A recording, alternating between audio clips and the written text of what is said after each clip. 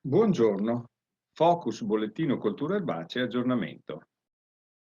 Parliamo oggi di micotossine del mais e dell'attenzione che deve essere posta eh, nella raccolta per evitare di avere livelli elevati di micotossine. Ciò è molto importante non solo per garantire la solubilità per l'uomo e per gli animali della granella e di foraggi che produciamo, ma anche per garantire il valore economico della granella che andiamo a produrre, che sia per uso umano, che sia per uso animale.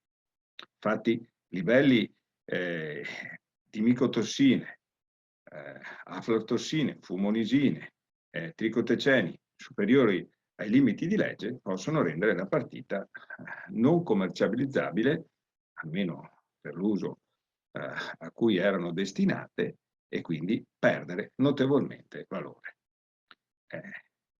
Ciò dimostra che dobbiamo stare attenti e gestire fin da subito le raccolte in modo da tenere bassi i livelli di micotossine del prodotto che consegniamo. Il modello previsionale che utilizziamo per valutare questo rischio purtroppo ci indica che sia il rischio di avere livelli elevati di aflatossine, sia il rischio di avere livelli elevati di fumonisine è alto in tutte le stazioni del Veneto monitorate.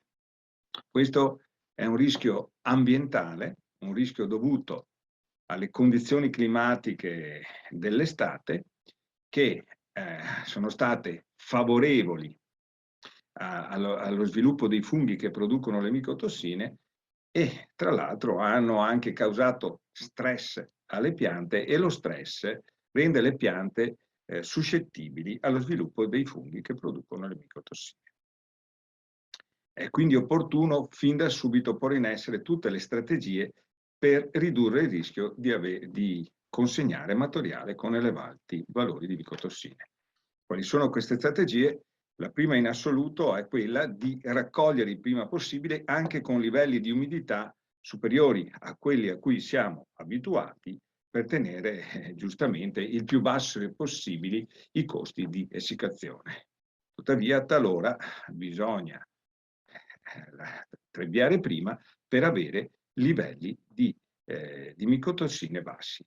Andare a vedere in campo, fare dei campioni, fare delle analisi, soprattutto nelle zone in cui il mais ha avuto più stress, può dare indicazione sul rischio e sui livelli già presenti, e quindi consigliare di entrare dentro, per esempio, molto presto. Una volta che si comincia a trebbiare, dobbiamo avere anche altre attenzioni.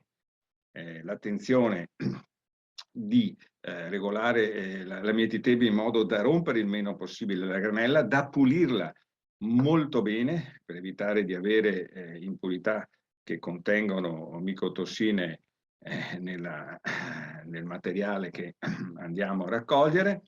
Dobbiamo cercare di consegnare velocemente, non lasciare la granella ferma, cercare di portarla il più possibile nel centro di stoccaggio e vedere che sia portata, sia seccata il più velocemente possibile, sempre per bloccare lo sviluppo di micotossine, lo sviluppo dei funghi che poi producono le micotossine.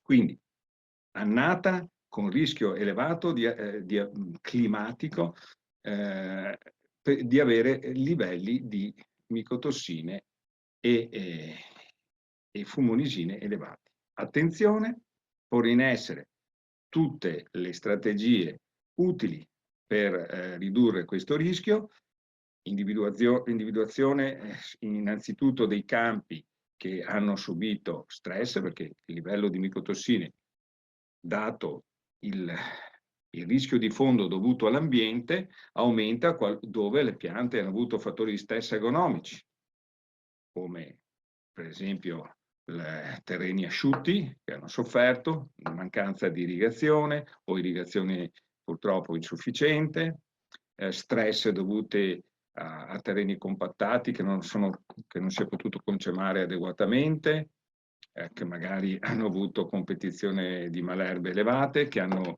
avuto attacchi di piralide forti che non controllati. A partire da questi, attenzione, e raccogliere il prima possibile, regolare la mietitrebbia, consegnare velocemente al centro di essiccazione, in modo da poter ridurre il rischio post raccolta. Alla prossima!